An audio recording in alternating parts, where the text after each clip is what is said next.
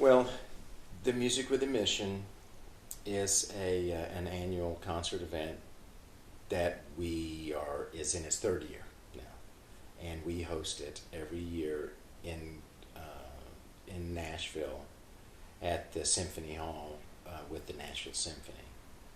And what we do is we invite our friends that are in the music business, fellow artists, to come and perform with us and with the symphony. And all the money that we raise goes to the Nashville Rescue Mission, which is a nonprofit organization that feeds and provides shelter for men, women, and children in the Middle Tennessee area around Nashville. And they have about 1,000 beds, and those beds are at 90% capacity all year round, and during the holiday season they're past capacity.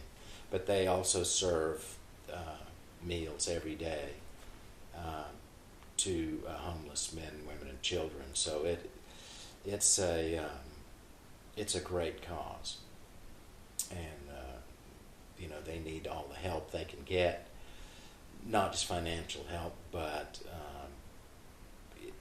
we try to raise awareness so that they're a very important part of the Nashville community. But the Nashville Rescue Mission is only a block and a half from the Symphony Hall. So you have this very high-end Symphony Hall with the wonderful music and black tie events, and positioned less than 2 blocks away is the Rescue Mission, where guys are standing in line to get a meal and to get in from out of the cold.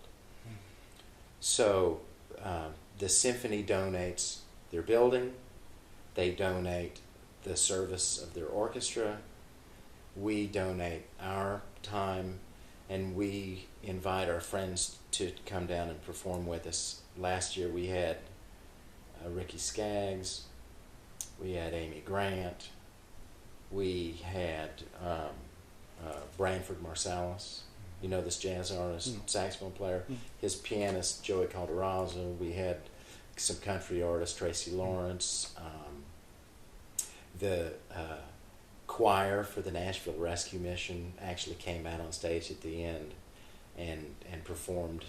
We did the Bridge Over Troubled Water, and we had and it was quite a thrill, I think, for these folks that are down on their luck, and a lot of them are there because of a bad decision, or maybe they got laid off and they didn't have enough money in savings to make it more than a couple of months, and when they couldn't get a job, their house got foreclosed. The next thing they know, they're living in their car, and one thing leads to another. And so what we try to do is show them some love and compassion, and also some respect, so that they have an opportunity to get a helping hand back up, and they also get their self-esteem, and that's so important to be successful in society. You've got to have some kind of self-esteem in order to integrate back in. So that's what the Nashville Rescue Mission does. It is so unique, I think. They really are doing wonderful work, and we're proud to help them. Last year we raised $150,000 for the mission, and this year we're going to try to top $200,000 for the mission.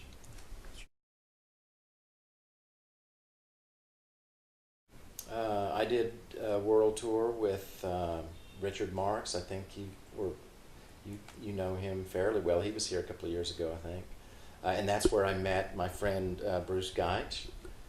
Well, actually, I take that back. I'd known Bruce from before because we wrote some material for Big Iron Horses. And we toured all over the world we went down to Africa and toured. We were in South America, extensively in the Orient. That was a very memorable tour. And I moved to Colorado and was there for over 10 years until Restless Heart got back together in 2001, I believe. I got a phone call from our bass player Paul, and he said, "Hey man, we're putting the band back together. You want to give it a shot?" And so I went to Nashville, and we got back together, and the very first song we played was Restless Heart, and it felt just like it did from 20 years before. So we've been touring really for the last over 10 years now, and kind of under the radar a little bit. We had a deal on Koch Records back in 2006, and a single on the charts that was doing pretty well, and then the label was sold and liquidated. This is what happens in the music business quite a bit. So suddenly, we literally had a song on the Billboard charts was 20, I think it was 29 with a bullet, and the record label was gone the next day, and the song was still on the charts. So, this is the way it goes in the music business. But we've been touring steadily throughout. He wrote many of the songs. Well, it was Kyle Lanning also was a co-producer on that. And Kyle and I have been friends for years. He's made a lot of great records in Nashville. He produced Dan Seals, for instance, and a lot of other greats. But we went down to Mac's studio in Muscle Shoals, which is an old house, antebellum house, and gorgeous studio. And we spent a couple of weeks down there tracking, and then we came back to Nashville and finished at Kyle's studio. But yeah, Mac McAnally is an amazing talent. It was an honor to work with him.